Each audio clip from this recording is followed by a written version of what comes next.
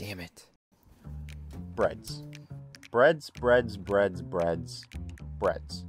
Lots of breads. Loaf breads. Flat breads. Big breads. Small breads. Fluffy breads. Effed up breads. No matter what form bread may take, bread is all over the world, forming culinary staples in different cultures and regions. It's something everyone can be familiar with, even when trying for the first time. It carries flavor, it fills you up, and it gives you the nutrition you need to live happy and healthy. According to the University of British Columbia, in 2017, the bread industry had amassed $3.5 billion US. Compared to other industries, that may not seem like a lot, but bread makes up 63% of all baked goods sales. When a standard loaf of bread costs anywhere between $1.50 to $3, that's an insane amount of units leaving grocery stores and bakeries. Bread has also been around for tens of thousands of years, History.com suggesting bread dates back as far as 30,000 years ago. It's a very stable industry. Learning how to make your own bread is not necessary. Ingredients separated can cost up to $45 together, and it makes a wicked mess. But bread can be frozen for up to 6 months, so if you're willing to put in a day's work to assemble 10 loaves with plenty of ingredients to spare, you'll have fresh bread for the next 2 months before the next batch. Each high-quality handmade loaf would cost around 90 cents versus the $1.50 at a big grocery store. Over time, and with other savings, can become pretty significant. I know for such a little reward, baking bread isn't for everyone. That's why I wanted to test out a couple different methods of loaf breads. One that came in a pre-mixed packet, one completely by scratch, and one specialty whole wheat loaf. Which one's worth more to make? First up, the packet loaf. For this one, the instructions are simply laid out on the side of the bag. All ingredients are conveniently together, so no need to bust out anything more than a measuring cup and a bowl. Now, let's see here. Pour 3 1/4 cups warm water into a large bowl. Sprinkle yeast from both enclosed packets over top. Do not stir, let stand about 5 minutes, then stir. Add half a bread mix all at once. Stir with wooden spoon until bread mix is moist and smooth. Beat well 2 minutes. Add enough remaining bread mix gradually to make a soft dough which leaves sides of bowl. Turn dough out onto flour board, use remaining bread mix to flour board, and knead until dough forms a smooth ball and is no longer sticky, about 8 minutes. Use only enough flour to prevent sticking. Place dough in greased bowl. Turn dough over in bowl to grease top of dough, cover with wax paper and tea towel. Let rise in warm place until doubled in size, 30 to 45 minutes.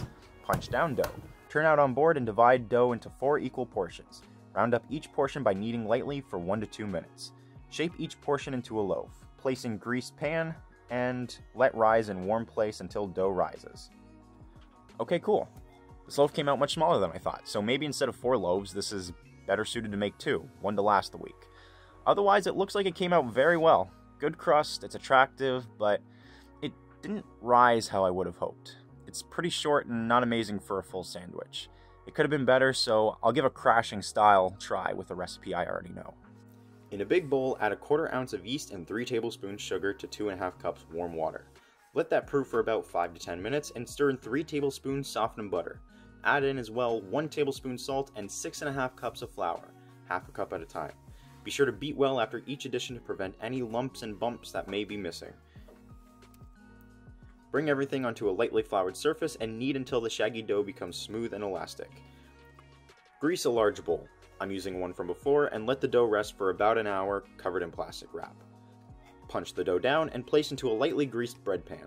Cover the dough with plastic wrap or a damp cloth and let rest again until doubled in size. Preheat your oven to 425 and drop down to 375 when inserting your loaf. Bake for about 30 minutes until the top becomes golden brown and the internal temperature reads 200 degrees Fahrenheit. After taking it out of the oven, remove from the bread pan and place on a wire rack to completely cool. Don't cut into slices right away. Doing so will release the water from the bread and create a gummy texture and dry it out faster. We are about to learn this from the whole wheat loaf coming up next. In a big bowl, add 1/4 ounce of yeast and 1/3 cup of honey to 3 cups of warm water. Let this brew for about 5 to 10 minutes and add 5 cups of flour, a half cup at a time, beating well each time. Let this rest for 30 minutes. Next, add in 3 tablespoons melted butter, another 1/3 cup honey, and 1 tablespoon of salt. Stir in as well 2 cups whole wheat flour until you have a big shaggy dough. Turn this out onto a lightly floured surface and knead with more whole wheat dough until you can pull it away easily from the counter. Grease a bowl and let this rest, covered for 40 minutes or until doubled in size. Punch this down and divide evenly into 3 loaves. Plop one loaf into a lightly greased bread pan and let rise again for 30 to 40 minutes. Preheat your oven to 350 and bake for about 30 minutes or until internal temperature reaches 200 degrees Fahrenheit. Leave because you work a part-time job and return to your loaf of bread completely missing a piece and raw on the inside. What the hell?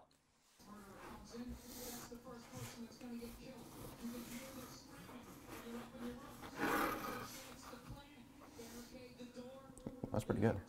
That's a good bread.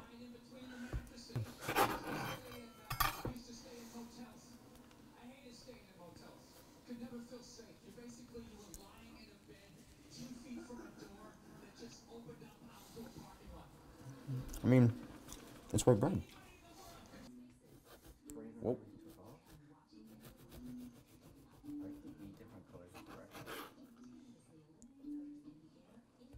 Not the end of the world.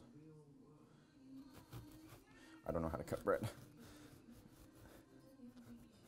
Oh my god, it's so big. Look at this. It's such a big piece of bread.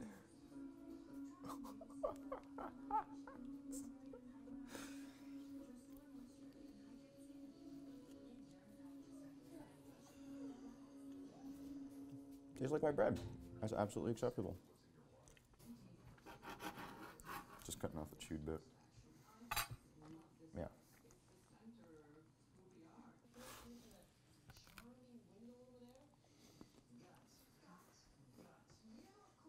It's very sweet from all the honey and the sugar. So otherwise, it's a good piece of bread in the areas that it's cooked. Otherwise, there is that. It's raw.